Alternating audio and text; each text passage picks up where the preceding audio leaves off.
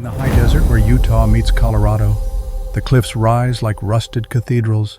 Wind whispers through the canyons of the Green River, brushing over sandstone that still carries the scent of ancient oceans. Tourists come to see the famous Wall of Bones, a monument carved from time itself. They marvel at the great display of Apatosaurus, Stegosaurus, and Allosaurus, their skeletons locked forever in battle and burial. But few realize that this wall was only the beginning. Beyond the visitor trails and polished exhibits lies another story, one of vanished dig sites, abandoned dreams, and bones that lost their names.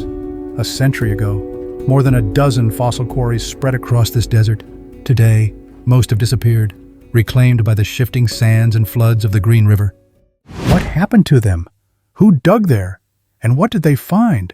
Why were their discoveries forgotten while the Wall of Bones became world famous? The answers lie buried beneath layers of history and stone. The story begins in 1909 when Earl Douglas, a geologist from the Carnegie Museum, arrived in Utah. He followed rumors of dinosaur bones sticking out of the hills. On a blazing August afternoon, he struck a massive vertebra embedded in the Morrison Formation. That moment changed paleontology forever. Soon, Carnegie Quarry was alive with sound and sweat. Under tents patched with burlap, workers swung pickaxes against the red cliffs while the desert sun turned the air into fire. The clink of chisels echoed through Split Mountain, mingling with the whinny of mules and the hiss of steam drills. At dusk, Douglas sat by lantern light writing field notes. "We are uncovering a graveyard of giants. The earth is more alive than dead."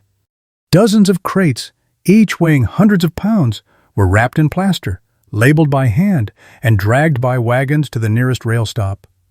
In Pittsburgh, the Carnegie Museum opened them like treasure chests. Curators gasped inside were vertebrae larger than chairs, femurs taller than a man. One telegram from the museum read, "Your discoveries redefine prehistory." But Douglas didn't stop at one site.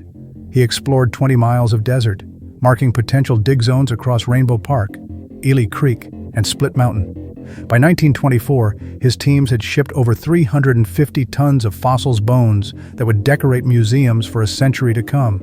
The desert had become a living factory of time. By the mid-1920s, the rush began to fade, funding slowed, and Douglas's health declined. The great fossil boom that once filled museum halls with giants now met the limits of exhaustion. Many of the smaller quarries were left open and unprotected.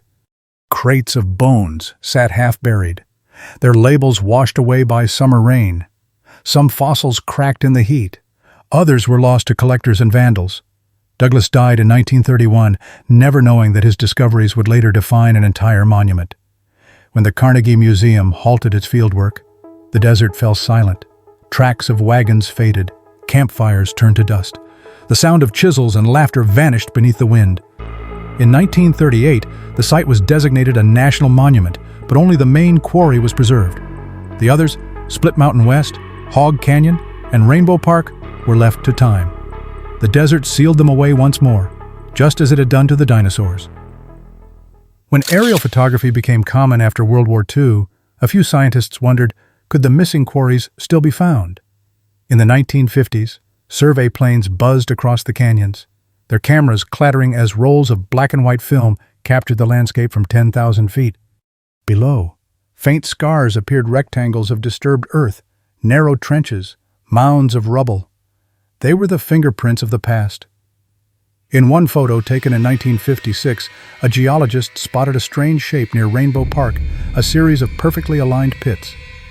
Weeks later, a field team trekked there and found splinters of burlap, a rusted tin cup, and a fossilized rib jutting from the cliff. It matched Douglas's 1912 sketch almost exactly. For the first time, a lost quarry had been rediscovered. Aerial imaging became the new pickaxe. Scientists laid transparent photos over maps, tracing the shadows of vanished camps.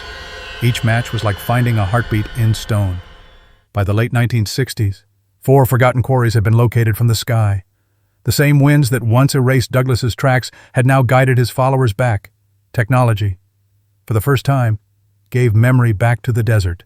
Some, however, were truly lost. Hog Canyon Quarry vanished completely after a massive flood in 1964. Eli Creek was buried under rock slides triggered by spring storms. Split Mountain West, once the most productive of Douglas's satellite sites, was obliterated when the river changed course. Yet fragments of their finds survived in museums' vertebrae, femurs, teeth, all labeled simply Dinosaur, Utah. Curators today still struggle to match these fossils to their original layers.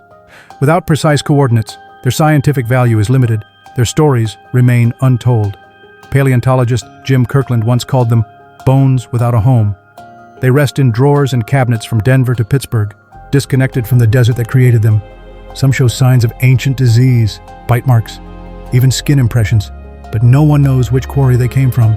Each bone, once part of a creature and a story, now lies silent, detached from both. The monument, in its quiet way, keeps their memory, but the earth has reclaimed their graves. By the 1970s, erosion was eating through the Morrison Formation faster than scientists could map it. Rain carved deep gullies across the cliffs, exposing new bones while destroying others. Teams from several universities raced to document what remained. Armed with primitive GPS devices, they mapped fossil-rich zones along the Green River. Helicopters ferried plaster jackets out of remote canyons. In the field notes, one geologist wrote, "The desert gives only what it chooses and takes it back without mercy." In 1979, they found the remains of an entire juvenile stegosaurus. But within a week, the bones began to crumble. Humidity, salt, and time are relentless enemies. Scientists realized that every storm, every year, erased another page from Earth's diary. The government funded a brief rescue project, but resources were thin. By 1983, most of the smaller quarries were again left unguarded. Nature was reclaiming what humans could not preserve. The cliffs that once sang with discovery now whispered only of loss. Then the digital age arrived. In the 1990s, LiDAR scanners and photogrammetry replaced shovels as tools of rediscovery. Scientists flew drones over the desert, capturing billions of data points that revealed every ripple and fracture in the sandstone. Back in the lab, teams layered Douglas's century-old field maps over these scans. The contours aligned perfectly, a fusion of past and present. Ground-penetrating radar detected voids beneath the surface, probable fossil pockets sealed for 150 million years. It was like X-raying the Earth.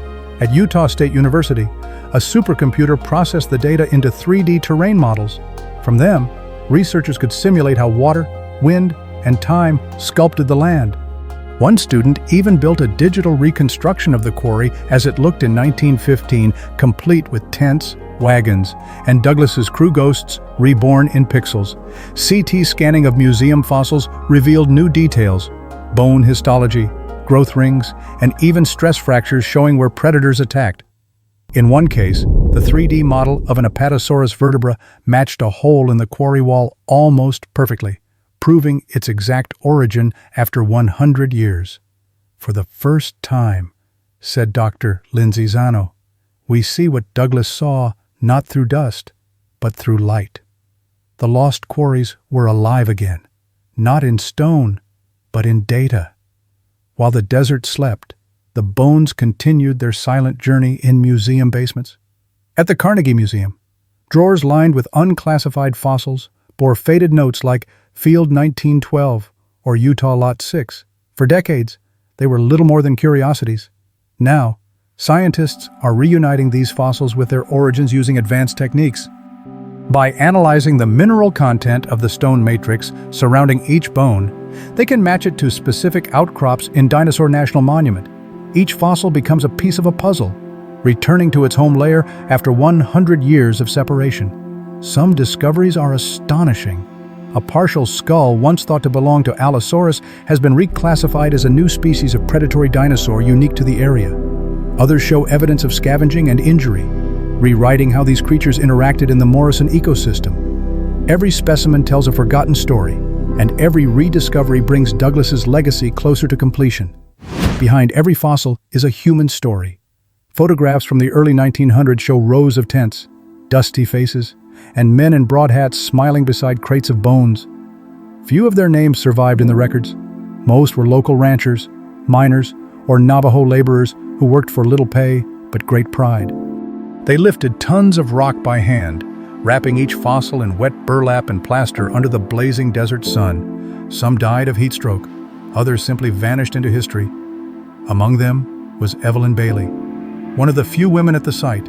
Her letters, discovered decades later, describe storms tearing through camp, flash floods sweeping away tents, and one night when lightning struck so close it shattered a crate of bones. She wrote, "When the storm ends, the cliffs glow like embers, and we return to our work. The bones still wait, patient as saints." A century later, her great-grandniece joined a field team using VR headsets to overlay old photos onto the real cliffs. Standing in the same spot, she saw Evelyn's camp appear in digital light: the tents, the wagons, even a dog sleeping near the fire. Science had given memory shape again. The dead had come home. These workers, mostly nameless, were the backbone of discovery. Their sweat mixed with the dust of dinosaurs. They were the first to touch bones that hadn't seen sunlight in 150 million years, and they deserve to be remembered. Today, the quarries lie silent beneath layers of wind-blown sand, but technology, patience, and passion keep them alive. Teams from Utah, Colorado, and the Smithsonian now collaborate on a long-term project to digitally map the entire monument in 3D, using drones, thermal imaging, and AI pattern recognition. They scan the cliffs for anomalies that could signal buried fossils. Some scans have revealed cavities too deep to excavate potential new bone beds sealed since the Jurassic. Visitors walking the trails see only stone, but scientists know that beneath every step lies a page of history not yet read. The lost quarries are no longer forgotten. They are being rewritten in data, light, and sound. Earl Douglas once said, "I am reading the Earth's autobiography." More than a century later, that book is still being written. The Wall of Bones was only a chapter. The desert itself is the story. And when the sun sets over the red cliffs, shadows stretch across the stone like veins of memory.